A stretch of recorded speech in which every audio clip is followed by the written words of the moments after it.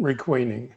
And this is the sort of thing that you would expect to get in the post if you ordered some queens from one of the queen breeders, and the bees turn up and you've got to put them in your hive. Okay, so why would we want to requeen? Here's a couple of suggestions. You might have an old or poorly performing queen. So old, I probably wouldn't requeen. I think the bees are pretty good at telling when a queen is past its use by date, and they've been doing this process for about 125 million years. So I wouldn't requeen a hive just because I thought it was old. But poorly performing is a reasonable reason. So if you had a hive that had chalk brood or had a drone-laying queen, that might be a good reason to requeen it, and that might fix it up. So there on the picture you can see some chalk brood, the larvae are mummified, and on the right slide there you can see what the sort of trash that comes under the hive. That's all the mummified corpses of the larvae as they get thrown out. But the main reason you'd want to requeen is its temperament. And I'll go into that a bit more in a second. So what are we going to do? First of all, you've got to obtain your queen, and you can buy one in a cage, as I've said before. And just a note there, if you'll see that if it's perfectly okay to keep that queen in the cage for 3 or 4 days or a week. You'll be there with some attendants, but give them a drop of water, as you can see like that, to keep them hydrated. But the alternative, if you've got more than one hive, is you could raise your own queen cells. So if you were to take the queen out of another hive and stick it in a nute with a frame of brood and a frame of honey and wait 10 days, the other hive that has now become queenless is going to raise some emergency queen cells, and you can cut them out, as you see there on the middle picture.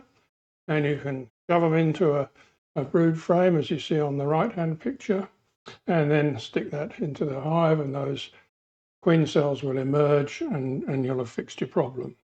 So it's perfectly okay to raise your own queens if you've got a couple of hives. Now, this is the $64 question, really. You've got to remove the old queen, and that means you've got to find her. Now that's quite easy if you've got a white dot or a pink dot on her like those two have, but it's not quite so easy if she's unmarked. So what are we going to do? Here's a few of my tips for finding queens. You won't always find them, but you find them most of the time if you follow these instructions. So what I find is if you give a couple of puffs in the entrance, a couple of puffs of smoke in the entrance of the hive, and then wait for a full minute, you'll be in the uppermost brood chamber if you've got 2 brood boxes, and because you'll be moving away from that smoke. And so if you then separate the 2 brood boxes, you'll be in that top box, and you'll be able to find her a bit more easily. There's some other instructions there, searching the places she's most likely to be. She won't be on the honey frame. She'll be there on the frames that have got eggs and very young larvae. A good tip there, concentrate. Don't be showing the person who's helping you, oh, this is an interesting frame and things like that, because you won't find her if you start getting distracted. So you really need to concentrate. Job number 1, find the queen. And there's a couple more tips there. Removing the outer frames to try and stop the queen from getting off onto the wall. And scanning is the technique. You're not actually looking for the individual bees. You're scanning across the frames, looking for something unusual that will catch your eye, such as the different colour and shape and the way she moves. If you go through the hive a couple of times and don't find it, I just close it up and come back another day. But you can, if you really, really have to find her, sieve them through a queen excluder. I've done it. It's kind of messy. It usually works, but you're really better off coming back another day. Okay, so you've killed the old queen. Now you've got to install that queen that came in a nice cage from a queen breeder. So you place in the cage, between the brood frames, put it so that if the candy plug melts, It won't dribble down and drown the queen. And the important thing there is that last one, don't disturb the hive for 10 days. Because if you go in because you're desperate to know whether they've let her out or not after a couple of days, you may well upset the bees enough that they'll kill her. So you should just leave them strictly alone for that period of time. Now, reliability. If you kill the queen, stick the cage in and close it up and stop, it works most of the time. And that's the approach I normally use. Better than 9 out of 10 times it'll work, probably 95 times out of 100, something like that. But just occasionally the bees decide they know better and they don't like your queen, they kill her and start to raise emergency cells of their own. So you can increase the reliability of this process if you want. You can leave them queenless for a couple of hours before you introduce the cage. That's what some people recommend. I've never bothered with that. You can leave them queenless for a whole week and then take all the bees off the frames and find every single emergency cell and kill that off, and then close them up with the caged queen. So at this point, they're hopelessly queenless is the term we use, because they no longer have the resources to raise a queen for themselves. So they're obliged to accept the queen that you've given them. You can introduce the cage into a small nuke, queenless nuke, and that's much more likely to accept it. A small nuke tends to do that, and then you would combine that after a week or so using a newspaper combine strategy. Or finally, you can use something called a push-in cage, which you put over some emerging brood. I've never done this. I've got a couple of cages there. Can you hold one up there? Somewhere on the table there, I've got a push-in cage. There we are. So you put that over emerging brood with the queen slipped in under it. The other bees can't get it inside, and so the queen is the emerging bees come out and they see the queen and they're as far as they're concerned. And after a week or so, you let them loose, and so that's very reliable. You'd probably do that if you'd bought a breeder queen. So a breeder queen costs about $400 and has got specified genetics and so on. So if you buy one of those, you want to make sure that you're absolutely reliable. You don't want to risk anything. So a pushing cage might be the thing you'd do there.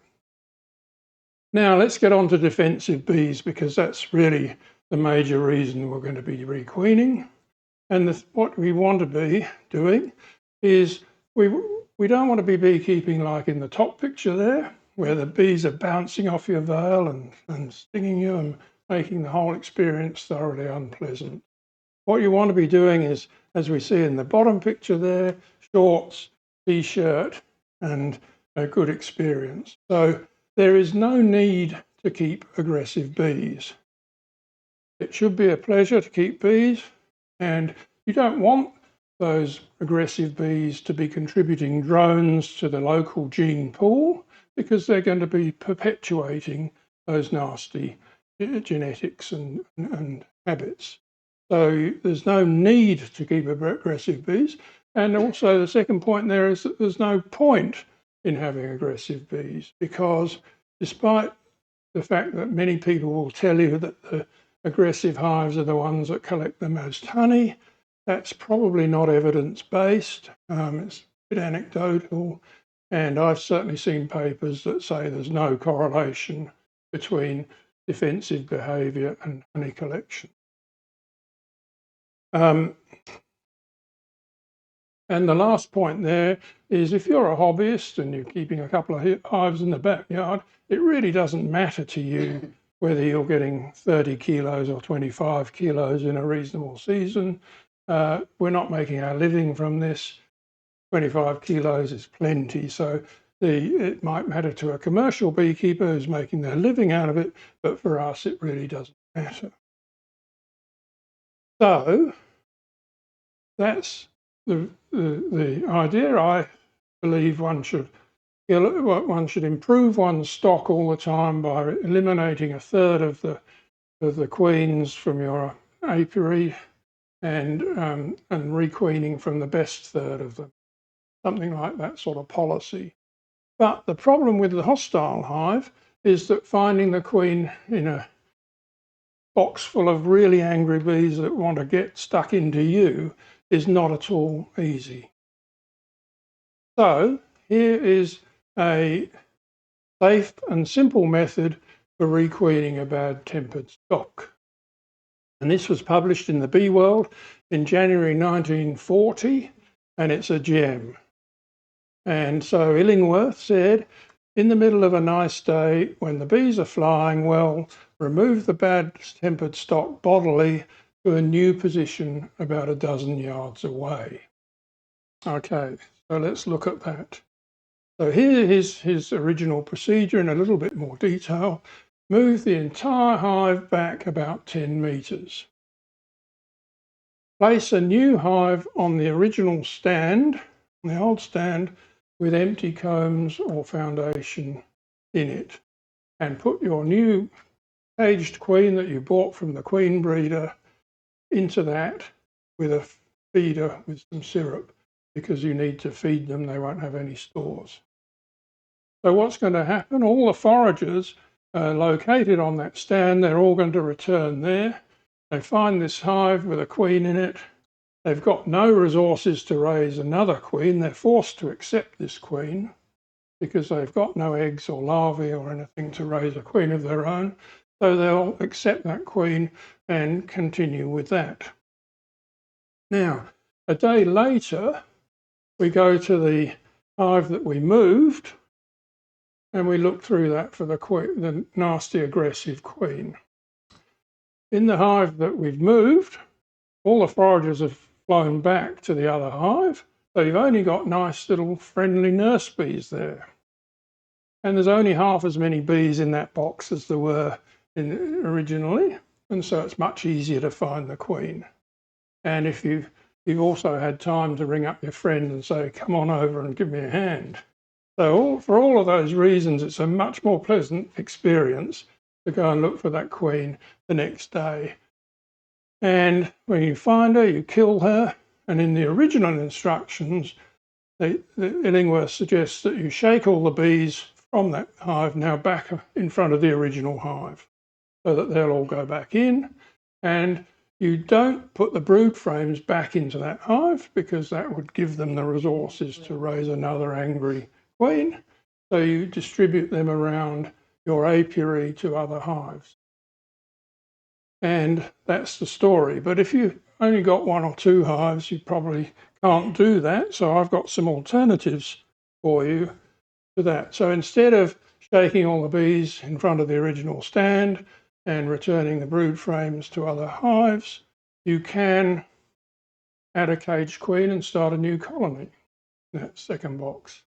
So you've effectively just done a split, and you've ended up with two hives with both nice new friendly queens.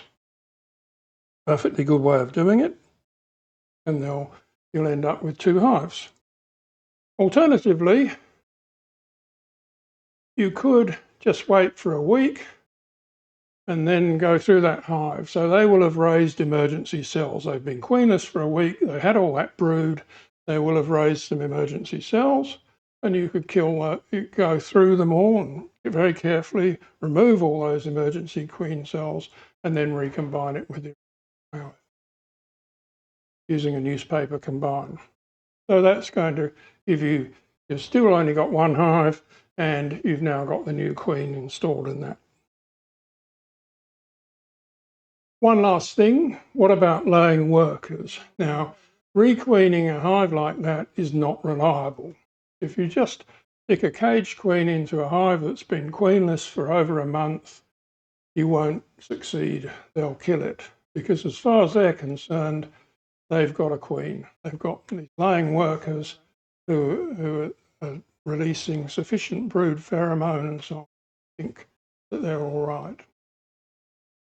So a laying worker is because due to the lack of brood pheromone, because the original queen is no longer laying, some of the worker bees develop their ovaries and start to lay.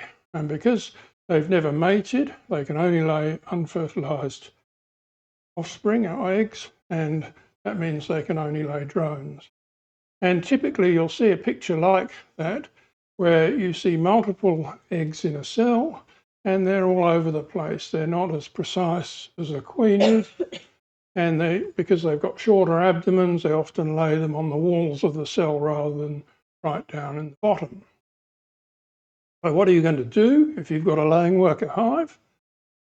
And there we see in A, add a frame of brood and start a nuke in it. So add a frame of brood to the hive. That starts to suppress those laying workers because there's now brood pheromone in the hive. So take a frame of brood from another hive and put it in this laying worker hive. And uncapped is good. Yep. You want, so eggs and uncapped larvae. So that'll start to suppress the laying workers. And if you start a nuke at the same time, get a frame of brood and put the caged queen in that, start up a little nuke and wait for a week, then you can do a nuke paper combine, and that will be absolutely fine. Because the bees in that nuke will have accepted that queen, they'll have released her, she'll have come out, started laying, and when you combine them with the laying worker hive, everything will be fine. Or the second thing you could do is you could say the laying worker hive is cactus, it's not going to work, so you could just combine it with a healthy hive. So that's the alternative, and you can go for that instead. So just to finish up, resources, there's a ton of stuff on the internet, of course. There's one reliable one, a chap called David Evans, who's the apiarist. He's a Scottish beekeeper and he writes very well. And he's got a couple of pages on queen introduction, and I'd recommend that. Or if you want to buy a book, this is Queen Bee Breeding. The author is in the audience somewhere, probably next door. But it's an excellent book. It's got a chapter on introducing queens, and it's also something I'd highly recommend if you're thinking of raising some queens yourself. It's a very good book and recommend it. And that's it. So thank you very much.